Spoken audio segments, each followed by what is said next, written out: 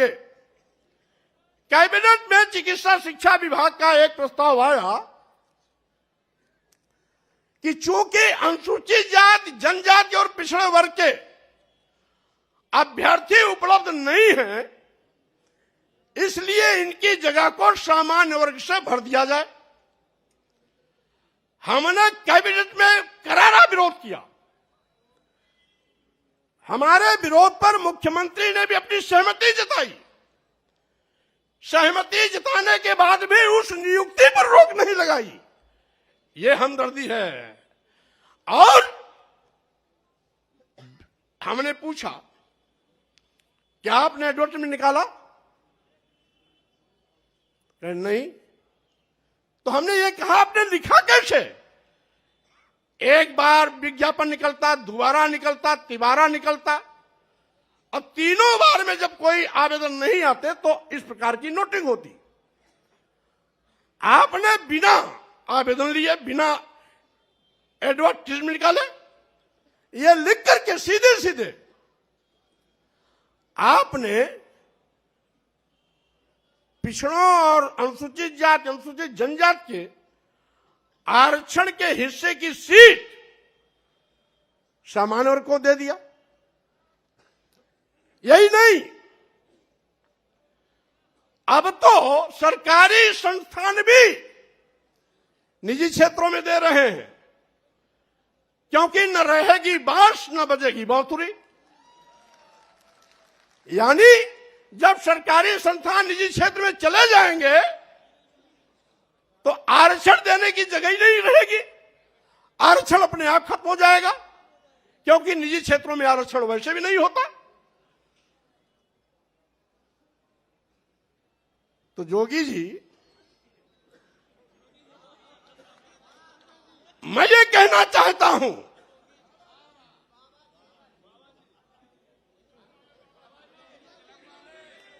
जोगी जी या बाबा जी कोई भी हो, मैं ये कहना चाहता हूं, मुख्यमंत्री की कुर्सी पर बैठ करके पाप करोगे और साथ ही साथ दुहाई देगो हिंदू की। क्या आपकी नजर में कुछ बड़ी जात के लोग हिंदू हैं क्या? अनुसूचित जात के नहीं है, अनुसूचित जनजाति के नहीं है, आदिवासी नहीं है, पिछड़े वर्ग के नहीं है। तो वही 10-5% अगर आपके हिंदू हैं तो आपका खटिया खड़ी बिस्तरा गोल होना तय है, क्योंकि बंटवारे की लाइन आपने खींच दिया है। अब तो अनुसूचित जाति, जनजाति, आदिवासी, दलित, गरीब, पिछड़े, मजलूम सब एक साथ खड़े होंगे और 8-10% जो आपके साथ, जिसको आप हिंदू मानते हो बड़ी जाति, वो आपके साथ खड़ी होगी और उसमें भी हम बंटवारा करेंगे, क्योंकि उन बड़ी जातियों में भी कुछ समाजवादी चिंतन के हैं और कुछ अम्बेडकरवादी चिंतन के हैं। इसलिए साथियों, मैंने कहा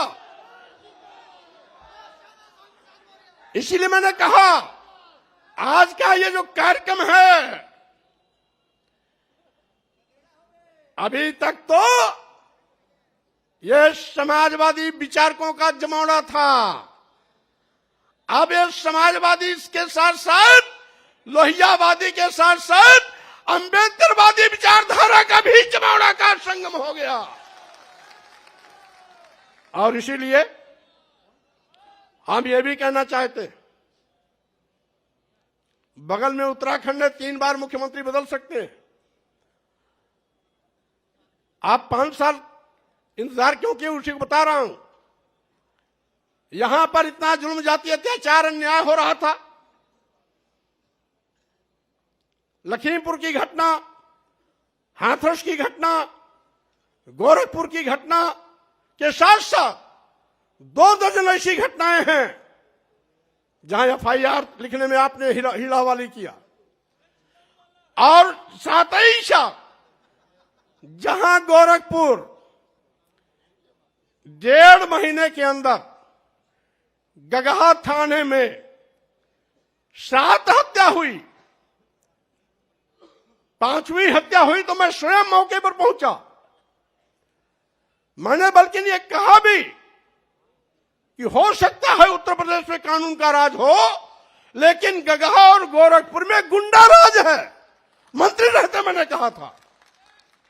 यद्यपि कुछ टीवी वालों ने चलाया 1-2 बार, ऊपर से रोक दिया गया होगा, लेकिन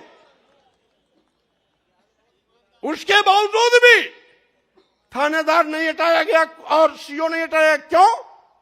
क्योंकि वो जोगी बाबा की बिरादरी वाला था। और मेरे लौटने के बाद जब 2 हत्या और हो गई, यानी 7 हत्या पूरा हो गया, तब जाकर के यशो हटाया गया और सीओ हटाया गया। गगहा, गोरखपुर, गगहा बाजार भी है, गगहा थाना भी है, गोरखपुर से 25-30 किलोमीटर आजमगढ़ रोड पर है। यानी 2 मौर्य मारे गए थे, 2 ब्राह्मण मारे गए थे, 2 बनिया मारे गए थे और 1 अज्ञात महिला की लाश मिली थी। ये 7 हत्याएं, 2 मौर्य, 2 ब्राह्मण और 2 बनिया और 1 अज्ञात महिला की लाश। ये 1 महीना 5-6 दिन के अंदर की सारी घटनाएं। और कहते हैं कानून राज है। और साथ ही साथ मैंने सोचा था कि 14 साल वनवास झेलने के बाद भारतीय जनता पार्टी को सत्ता में आने का मौका मिला है, अकल ठिकाने हो गया होगा, गरीबों, दलितों, पिछड़ों के लिए काम करेगी। लेकिन फिर वही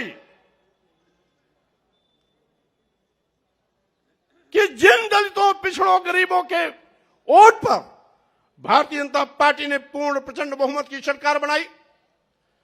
सरकार बनाने के बाद एक एक करके उन्हीं को दफनाने की कोशिश करने लगी।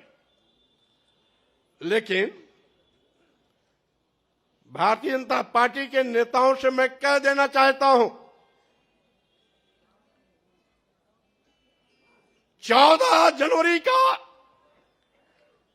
यह जो कार्यक्रम हो रहा है, आज के बाद पूरे उत्तर प्रदेश में एक ऐसा जनसैलाब उमड़ेगा और चलेगा, एक ऐसी आंधी चलेगी, एक ऐसी सुनामी चलेगी जिसमें भारतीय जनता पार्टी के पर खचे उड़ जाएंगे, कहीं भी ठिकाना नहीं मिलेगा।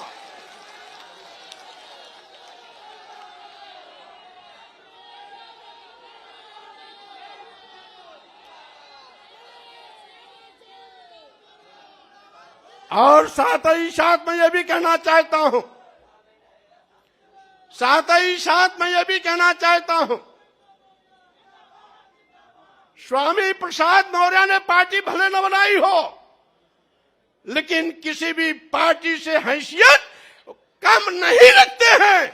उनके पास जनधार की कमी नहीं है। आज हमने समाजवादी पार्टी के राष्ट्रीय अध्यक्ष अखिलेश यादव जी से हाथ इसलिए मिलाया कि अखिलेश यादव जी नौजवान हैं, पढ़े लिखे हैं, नई ऊर्जा है। मैं प्रदेश के लाखों लाख करोड़ लोगों का हुजूम आपके नेतृत्व के साथ खड़ा कर भारतीय जनता पार्टी को नस्ताबूद करने का काम करूंगा। और साथ ही साथ मैं ये भी चुनौती देता हूं, जिसका मैं साथ छोड़ता हूं उसका कहीं अता पता नहीं रहता है। हमारी बहन जी इसका जिंदा मिसाल है। जब तक साथ था, बार बार मुख्यमंत्री बनती थी। उनको घमंड हो गया था, एको अहम द्वितीयो नास्ति। बाबा साहब के मिशन से हट गई, मानवर कांशीराम को भूल गई, मानवर कांशीराम के सामाजिक परिवर्तन आंदोलन को डुबोने का काम करने लगी।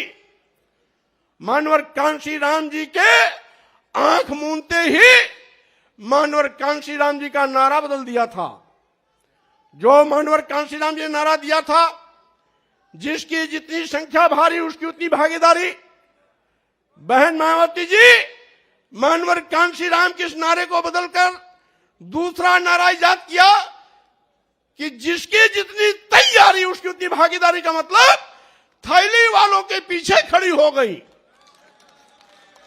मैंने विरोध किया, नहीं मानी, साथ छोड़ दिया।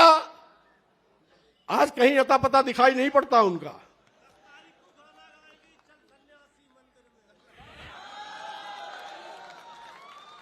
और मैं कहना चाहता हूं, भारतीय जनता पार्टी उस दिन तक तीसरे स्थान पर थी जब तक मैं बहुजन समाज पार्टी में था। बहुजन समाज पार्टी नंबर 1 पर थी उस दिन, भारतीय जनता पार्टी तीसरे पर थी। भारतीय जनता पार्टी तीसरे पर थी, और जैसे ही बहुजन समाज पार्टी छोड़ करके भारतीय जनता पार्टी के साथ हमारा भारतीय जनता पार्टी आकाश चढ़ गई। अब भारतीय जनता पार्टी के लोगों को मैं फिर कहना चाहता हूं, आपके बुरे दिन आ गए। और साथ ही साथ अब मैंने आपका साथ छोड़ा, मेरे बाद साथ छोड़ने वालों का एक लंबा कतार चल रहा है। आज के बाद भी ये इस्तीफा देने का सिलसिला चलता रहेगा। और साथ ही साथ 2022 के विधानसभा चुनाव में जब 10 तारीख को परिणाम आएगा, तो 2017 के पहले जो भारतीय जनता पार्टी का आंकड़ा था 42 विधायक और 45 विधायक का, मैं दावे के साथ कहना चाहता हूं, इन नौजवानों की कुबत के बिना पर आपको फिर पुराने आंकड़े दहाई पर लाके खड़ा करने का काम करूंगा।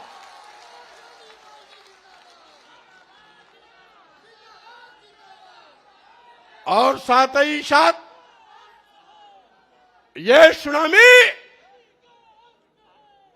भाजपा को उखाड़ करके सीधे सीधे हिंद महासागर में ले जाकर के डुबोने का काम करेगी। आज इस अवसर पर मैं ये भी कहना चाहता हूं, जिसके पीछे लाखों का हुजूम हो, आज कोरोना महामारी के चलते निर्वाचन आयोग का भी शिष्टाचार पालन करने का निर्देश दिया है, और साथ ही साथ कोरोना प्रोटोकॉल को भी पालन करने का निर्देश दिया है। इसीलिए आज केवल प्रमुख लोगों को बुलाया गया, लेकिन आपका विक्रमादित्य मार्ग पूरा, कालिदास मार्ग पूरा, कालिदास विक्रमादित्य को जोड़ने वाला मार्ग पूरा, ला माउंटेनियर का पूरा मैदान इन कार्यकर्ताओं से भरा पड़ा हुआ है, पटा पड़ा हुआ है।